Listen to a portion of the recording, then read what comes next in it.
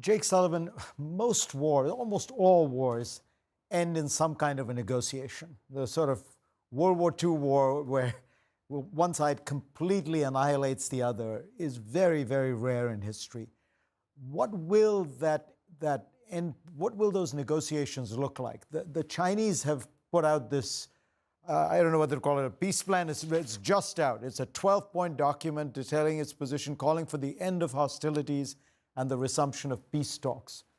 Is there anything to this? What is your reaction? Well, my first reaction to it is that it could stop at point one, which is respect the sovereignty of all nations. That's the first point in the 12-point plan. This war could end tomorrow if Russia stopped attacking Ukraine and withdrew its forces. Ukraine wasn't attacking Russia. NATO wasn't attacking Russia. The United States wasn't attacking Russia. This was a war of choice by Putin waged upon Ukraine, and it could end if he simply left Ukraine. And that is the best way for this war to end. Now, I cannot predict the future. What I can tell you is that the United States is not going to dictate to Ukraine how this war ends. President Biden tells President Zelensky and our allies at every opportunity, nothing about Ukraine without Ukraine. It is the Ukrainians who will decide how they proceed towards the end to this war.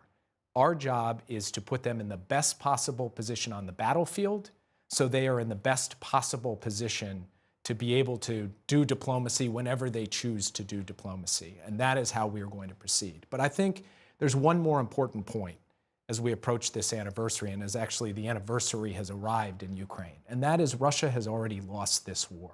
Russia's aims in this war were to wipe Ukraine off the map, to take the capital and to eliminate Ukraine, to absorb it into Russia. They failed at doing that, and they are in no position to be able to do that as we go forward. And it is important for everyone to remember that the courage and bravery of the Ukrainian people has already accomplished that objective, and the support of the United States and our allies and partners around the world has helped contribute to that. But where this goes from here is something that will play out over the coming months. What we know is day by day, we simply have to keep doing our job, which is to give the Ukrainians the tools they need to defend themselves. Sam, whatever happens at the end of this war, Ukraine is going to need a massive amount of reconstruction and assistance.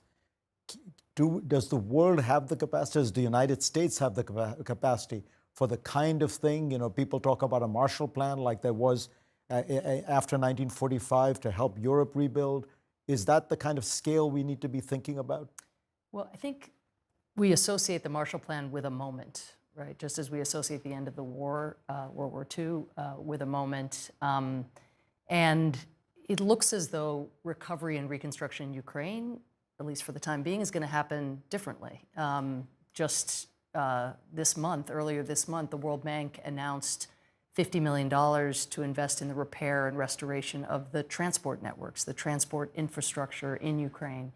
And that's how U.S. aid is proceeding as we try to catalyze the involvement of the European Bank for Reconstruction and Development, the big international financial institutions, and to get the private sector to be interested in coming back to those parts of Ukraine that are relatively peaceful.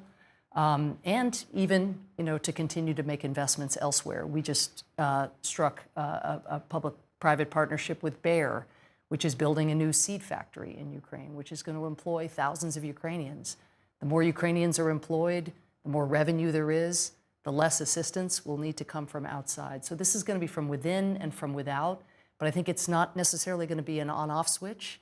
It's something we want more Ukrainian refugees to be in a position to come home, to have infrastructure that awaits them, where they can live in buildings that have been repaired.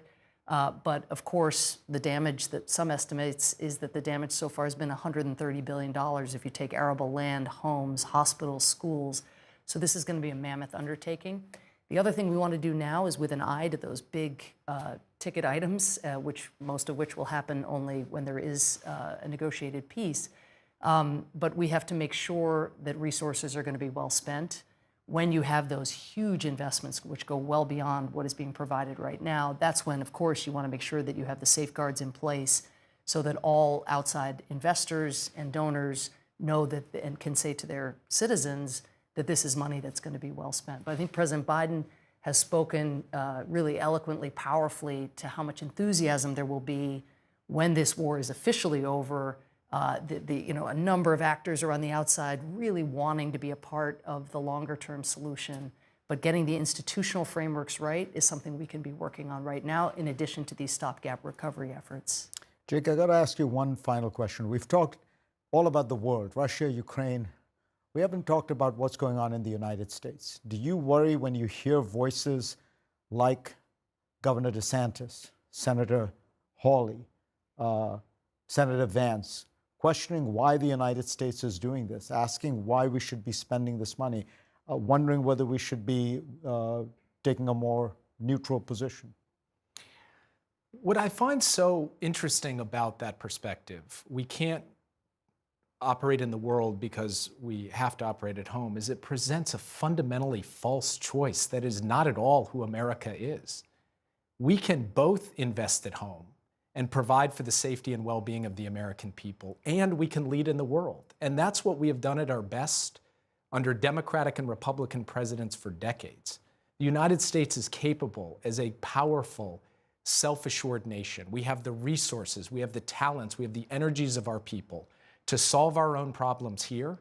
And President Biden has done more in 2 years to invest in this country, to build jobs, to provide for the social safety net, to deal with the problems that people sit around their kitchen tables and think about, while at the same time mobilizing a coalition of free nations to support the values that Americans hold so dear. So what I would say to those senators is, yes, let's do these things at home, but are you saying that America is incapable of also helping to serve a powerful force for good in the world?